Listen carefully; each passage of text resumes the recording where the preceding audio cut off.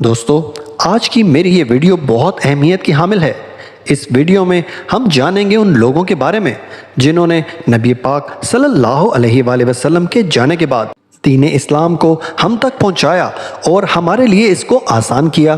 اگر کوئی ان لوگوں کو چھوڑ کر دین اسلام کو سمجھنے کی کوشش کرتا ہے یا نبی کی سنت یا قرآن کو سمجھنے کی کوشش کرتا ہے تو وہ بے شک بھٹک سکتا ہے۔ اللہ کا ہم مسلمانوں پر بڑا احسان ہے کہ ان لوگوں کے ذریعے سے اللہ نے ہمارے نبی کے دین کو ہم پر آسان کیا۔ آئیے ایک ایک کر کے ان لوگوں کے بارے میں جانتے ہیں۔ سب سے پہلے ہے محدث۔ محدث اسے کہتے ہیں یا یہ وہ عالم ہیں جن کو علم حدیث پر مکمل عبور اور مہارت حاصل ہوتی ہے۔ نمبر 2 مفسر۔ مفسر کسے کہتے ہیں؟ یہ وہ عالم ہیں جن کو علم قرآن میں تمام علوم اور فن میں مہارت حاصل ہو، جو اس کی تفسیر کرتا ہے اسے مفسر کہتے ہیں۔ نمبر 3 مجدد۔ مجدد کسے کہتے ہیں؟ حدیث پاک کا مفہوم ہے کہ ہر ایک صدی میں ایک مجدد ہوتا ہے جو دین کو زندہ کرتا ہے اور جو لوگوں کو حق کی طرف لے جاتا ہے اور حق اور باطل میں فرق کرتا ہے تاکہ لوگوں کو صحیح اور حق کے راستے پر چلائے۔ نمبر 4 مترجم۔ مترجم کسے کہتے ہیں؟ ایک زبان کی دوسری زبان میں وضاحت یا ترجمہ کرنے والے کو مترجم کہا جاتا ہے۔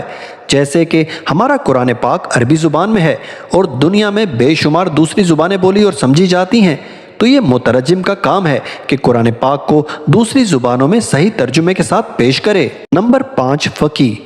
فقہ یا فقیہ کسے کہتے ہیں؟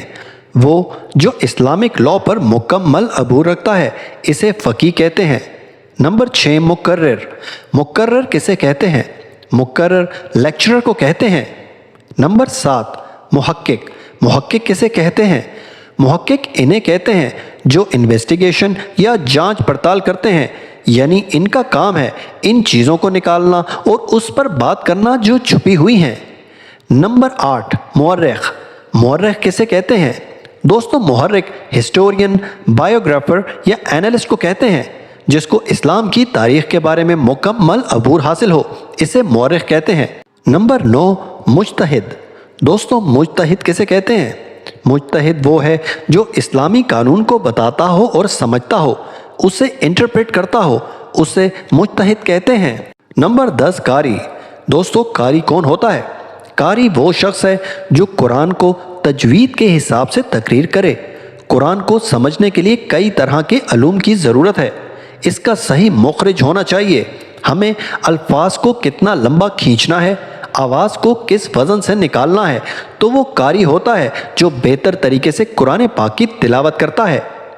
دوستو یہ ویڈیو بنانے کا مقصد ہے کہ آپ کے علم میں بھی اضافہ ہو اور آپ اس انفارمیشن کو دوسروں تک بھی پہنچائیں تاکہ وہ یہ جان سکیں کہ یہ وہ لوگ ہیں جن کو چھوڑ کر ہم دین کو صحیح طریقے سے سمجھ سکتے ہیں، نہ سیکھ سکتے ہیں، نہ جان سکتے ہیں، نہ ہی قرآن و حدیث کا صحیح ترجمہ ہو سکتا ہے، نہ ہی ہم قرآن پاک کی تفسیر کو جان سکتے ہیں۔